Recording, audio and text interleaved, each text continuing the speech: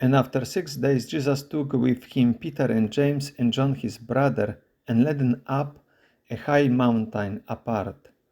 He was transfigured before them, and his face shone like the sun, and his garments became white as light. And behold, there appeared to them Moses and Elijah talking with him. And Peter said to Jesus, Lord, it is well that we are here. If you wish, I will make 3 booths here, one for you, one for Moses, and one for Elijah. He was still speaking when, behold, a bright cloud overshadowed them, and a voice from the cloud said, This is my beloved Son, with whom I am well pleased. Listen to him. The disciples, hearing this, fell on their faces, and they feared greatly. But Jesus came and touched them, saying, Rise, do not fear. And when they lifted up their eyes, they saw no one but Jesus only. And as they were coming down the mountain, Jesus commanded them, Tell no one the vision until the Son of Man is raised from the dead. Good morning. Welcome to a short biblical reflection on the Gospel reading from the Gospel according to Matthew chapter 17, verses 1 up to 9, the Transfiguration of Jesus. The Gospel reading for the Feast of the Transfiguration of the Lord, year A, that will fall now in the coming Sunday. In the preface to the Eucharistic prayer about the mystery of the Transfiguration, we read, For he revealed his glory in the presence of chosen witnesses, and filled with the greatest splendor that bodily form which he shares with all humanity, that the scandal of the cross might be removed from the hearts of his disciples, and that he might show how in the body of the whole church is to be fulfilled what so wonderfully shone forth first in its head. This preface to the Eucharistic prayer connects the Transfiguration with the Passion of Jesus. In fact, when we read the description of the Transfiguration of Jesus in the Gospel according to Matthew, and then later on the description of the events that took immediately after the crucifixion of Jesus, we will find a number of similarities. Even some words or expressions are repeated literally, or there are some also striking similarities. In the first case, the description of the transfigured Jesus, his face shone like the sun, and his garments became white as angels. In case of the angel who appeared to the woman, his appearance was like lightning, and his clothing white as snow. In particular, the repetition of this word white with specification, with complement, in case of Jesus as light, in case of the angel as snow. Then the description of reaction of the disciples in verse 6 of chapter 17. The disciples, hearing this, fell on their faces, and they feared greatly. The same word, feared greatly, is repeated in the description concerning the centurion and those who were with him, keeping watch over Jesus, because when they saw the earthquake and what took place, they feared greatly, saying, Truly, this was the Son of Man. And then about the fear, we hear also as the reaction of the guards when they saw the angel. For fear of him, the guards trembled and became like dead men.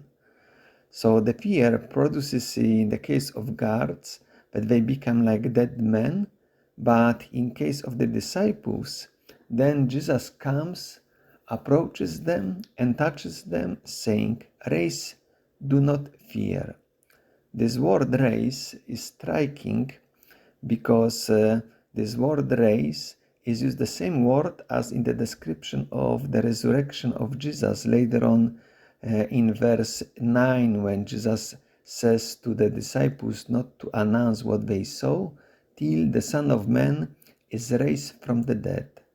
Therefore, with this command, raise, do not fear, we can also presume in reaction now and also in contrast to the reaction of the guards, because the guards became like the dead, but Jesus, by touching the disciple, is like raising them up, like it means that they are already also participating in the resurrection of Jesus, because Jesus is raising them up and also commanding, do not fear.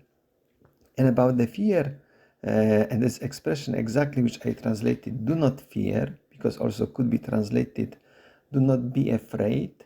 In fact, we when translate the same Greek verb or then the noun which is rooted from it, we translate in various ways, why this Greek expression embraces wider meaning. Therefore, I preferred here now in this text to translate consequently the same way.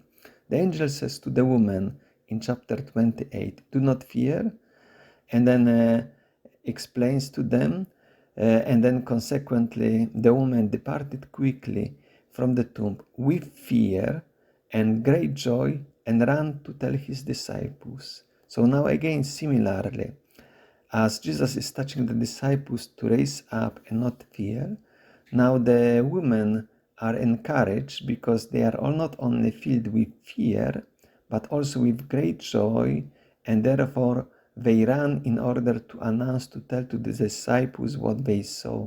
And then also when Jesus appears to them, gives them the same command, do not fear, go and tell my brothers to go to Galilee, there they will see me. We could also refer to the biblical context, the letter of St. Paul to Romans, where he in chapter 6 writes about participation in the baptism in both ways, dying to sin and raising with him to new life. We are buried therefore with him by baptism into death, so that as Christ was raised from the dead by the glory of the Father, we too might walk in newness of life. As in view of St. Paul, baptism is participation both in the death of Jesus, dying to the old man, and participation in the resurrection of Jesus, to be born as new man. Therefore also the transfiguration and consequently the resurrection of Jesus can be seen in the same way, and also for us Christians as participation in the Eucharist could be dying to those old effects of sin, in fact, because those guards trembled and became like dead men, because the effect for those who are in sin is just only fear. But those who are touched by risen Christ, those who participate fully in the Eucharist, they are touched by Jesus, they are raised up not only to fear, but also with great joy to go and to announce this fact to others. I would like to wish you a nice day, a nice reflection on this Gospel reading. God bless you.